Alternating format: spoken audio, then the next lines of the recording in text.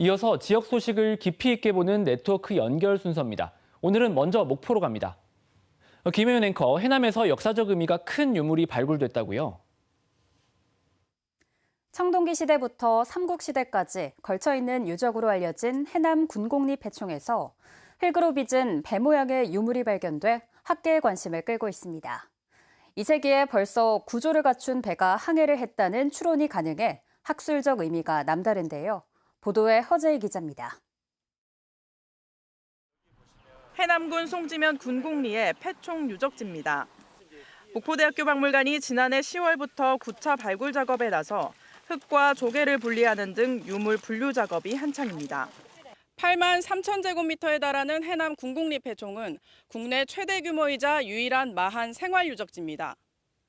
1986년 첫 발굴이 시작된 이후 이곳에서는 중국 신나라 동전을 비롯해 외래 유물이 다수 발견되면서 고대의 국제무역한 기능을 했던 것으로 여겨졌습니다.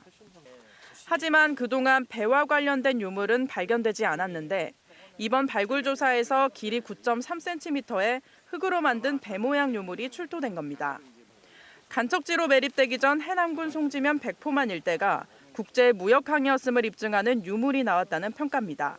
이미 철기 시대부터 돛대를 사용하는 아주 발전된 형식의 선박이 있었다라는 게 밝혀졌고요.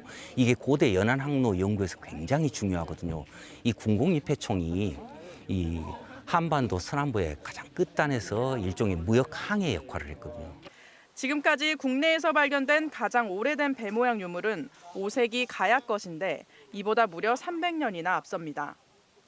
이 밖에도 옛 항아리 무덤인 옹관묘에서 유화 인골과 치아가 발견됐고 제사 의식에 사용한 것으로 추정되는 붓두막과 아궁이 모형이 출토돼 학계의 주목을 받고 있습니다.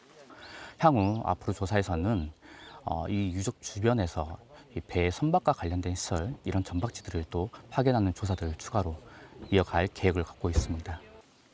지금까지 해남 군곡리폐총의 발굴 진행은 8% 수준. 앞으로 추가 발굴이 이뤄지면 더 많은 유물이 출토될 가능성이 커 고고 학계에 큰 관심이 쏠리고 있습니다. KBS 뉴스 허재입니다.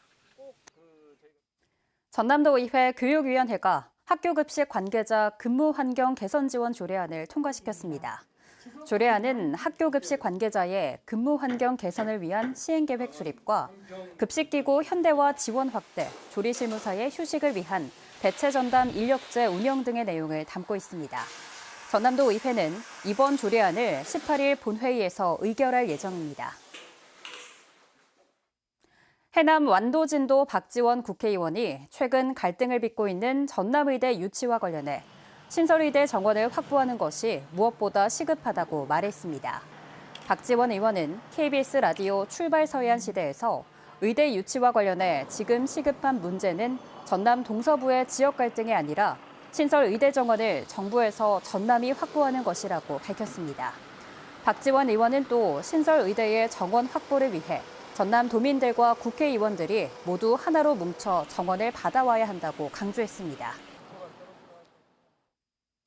신안경찰서는 자신을 세계적인 작가라고 속여 조형물 납품 사업을 따낸 혐의로 71살 최 모 씨를 검찰에 송치했습니다. 최 씨는 지난 2019년 신안군의 천사상 박물관 조성에 필요한 조각품 300여 점의 납품 사업을 따내기 위해서 자신이 베를린 대학 예술학부 교수를 역임하고 피렌체 미술관 전속 작가로 활동했다며 신안군을 속인 혐의를 받고 있습니다.